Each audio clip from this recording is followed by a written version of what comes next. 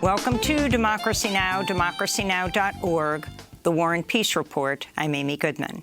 At least 25 people were killed in China's Henan province as it was battered with a year's worth of rain in 3 days. At least 12 of the victims perished in the inundated subway system. Dramatic online video shows passengers trapped on underground trains, chest high in floodwater. Meteorologists said that kind of rainfall happened, quote, once in 1,000 years.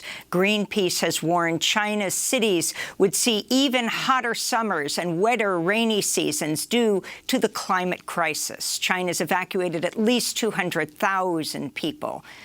In Siberia, 320,000 residents have been told to stay indoors amidst record-breaking wildfires, with the city of Yakutsk experiencing what might be one of the world's worst-ever air pollution events. Here in the United States, the skies are once again thick with haze as far east as here in New York City, as the massive bootleg and other fires rage in the west. Meanwhile, the Great Salt Lake, the largest saltwater lake in the Western Hemisphere, has tied its all-time historic lowest level and is expected to break that record soon amidst the ongoing drought. In Japan, even as some sporting events already started, the head of the Tokyo Olympics Organizing Committee did not rule out a last-minute cancellation of the Olympics as COVID-19 cases continue to rise. Meanwhile, deaf-blind swimmer Becca Myers has withdrawn from the Paralympic Games after being denied the right to be accompanied by her personal care assistant due to new COVID restrictions. Three-time U.S. gold medalist Myers said, quote, "In 2021, why as a disabled person am I still fighting for my rights?" Thailand enacted a strict nationwide ban on public gatherings as Southeast Asia continues to suffer a devastating COVID surge, with Indonesia recently reporting higher daily case numbers than India and Brazil.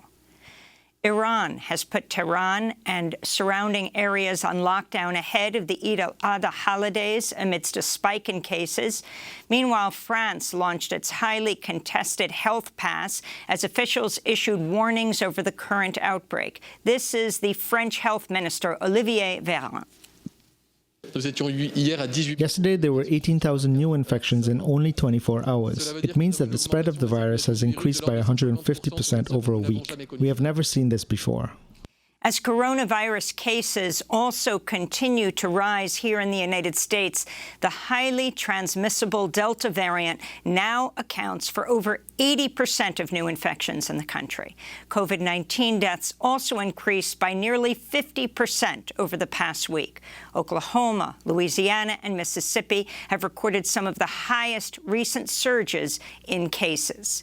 This comes as millions of surplus vaccine doses are set to expire and likely go to waste. State health officials have repeatedly asked the federal government to donate the unused doses to other countries experiencing vaccine shortages, but those requests have been rejected. Senators Chris Murphy, Mike Lee, and Bernie Sanders have introduced legislation to curb executive authority when it comes to going to war and massive weapons sales, giving more power to Congress to deliberate and approve such decisions. This is Connecticut Chris Murphy speaking Tuesday. This shift in national security power to the president has resulted in endless wars, reckless levels of arms sales, and national emergencies that seem to have no termination. The National Security Powers Act would repeal the 1973 War Powers Act, which presidents have used to circumvent congressional support. It would also repeal existing war authorizations, cut funding for military operations that were not approved by Congress, and require most arms sales to be approved by the House and Senate. In New Jersey, dozens of immigrant justice advocates chained themselves together and blocked the entrance to an Immigration and Customs Enforcement black site in Newark for hours Tuesday morning. Protesters are demanding ICE end the transfer of people to jails in other states. This is one of the activists who joined yesterday's action, Sergio Tupac Uzarin with NYC ICE Watch. We need to take direct action against Immigration and Customs Enforcement. They're a rogue agency. They're a fascist agency in the sense that they act totally outside of the law and outside any bounds of morality, taking people, keeping them when they don't have to, refusing to release them, playing games with them, playing games with people's lives. 9 people died of COVID in ICE custody last year. And we're here to shut them down. We'll do whatever it takes, no matter what presidential administration is in office. They have to be completely abolished. A federal judge has temporarily blocked Arkansas's near-total abortion ban a week before it was set to go into effect, saying it's, quote, categorically unconstitutional. The law makes exceptions only if the pregnant person's life is in danger and disproportionately targets people of color, LGBTQ+, and low-income people.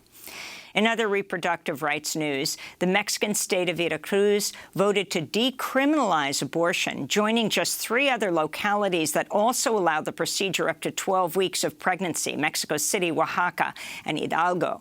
Veracruz feminist collective La Brujas del Mar, that's the Witches of the Sea, celebrated the news, adding, "Let's go after the 28 states that are left."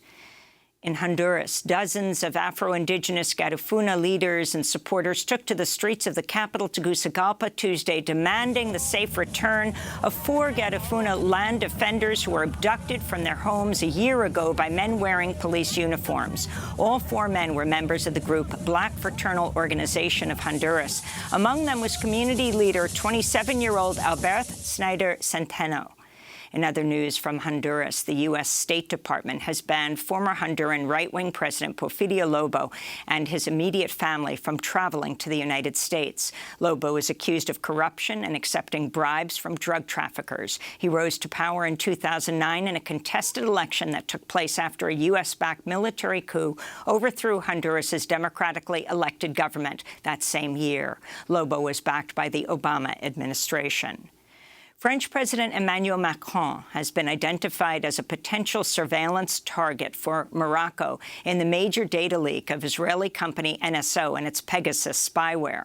14 world leaders, including South African President Cyril Ramaphosa and the Pakistani Prime Minister Imran Khan, appeared in the list of 50,000 phone numbers that were people of interest for NSO clients since 2016. The world's richest man completed a 10-minute suborbital flight aboard his Blue Origin spacecraft Tuesday. Jeff Bezos spoke at a news conference after his crew landed. I want to thank every Amazon employee and every Amazon customer, because you guys paid for all of this. So seriously, for every Amazon customer out there and every Amazon employee, thank you from the bottom of my heart very much. Bezos' remarks drew sharp rebuke. Washington Congressmember Pramila Jayapal tweeted, quote, "If Amazon paid its workers fairly and did not fight unionization, workers would not be funding the expensive hobbies of billionaires. They would be taking care of their families and living dignified and fulfilling lives." She also noted that the 11-minute joyride cost over $2.5 million a minute. "Yes, it's time to tax the rich," she said. Meanwhile, Democratic Congressmember Earl Blumenauer of Oregon is proposing a tax on commercial space flights that have no scientific value.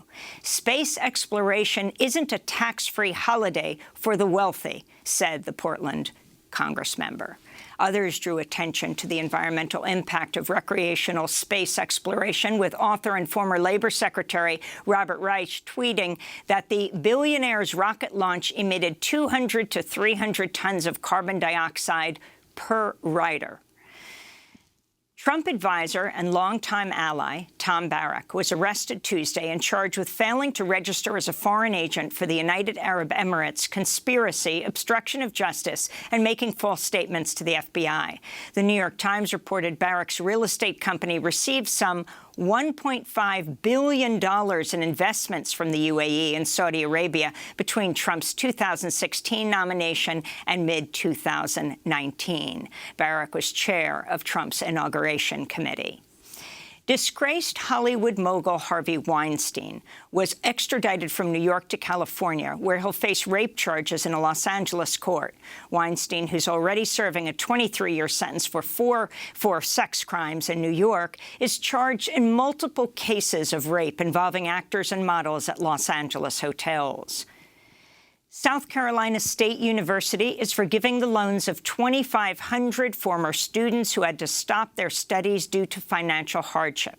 The historically black university said it would cancel nearly $10 million of student loans with stimulus money from the CARES Act and American Rescue Plan. Black students are disproportionately hit by the school debt crisis.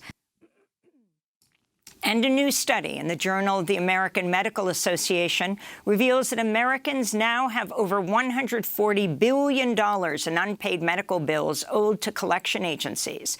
The figure is nearly twice as high as the most recent data from several years ago. But the country's total medical debt is even higher, as the $140 billion does not include bills owed directly to health providers or credit card debt from medical expenses. Republican-run states that chose not to expand Medicaid through the Affordable Care Act had the highest debts. And those are some of the headlines. This is Democracy Now!, democracynow.org, The War and Peace Report. I'm Amy Goodman in New York with Democracy Now! Co-host Juan Gonzalez in New Brunswick, New Jersey. Hi, Juan. Hi, Amy, and welcome to all of our listeners and viewers across the country and around the world.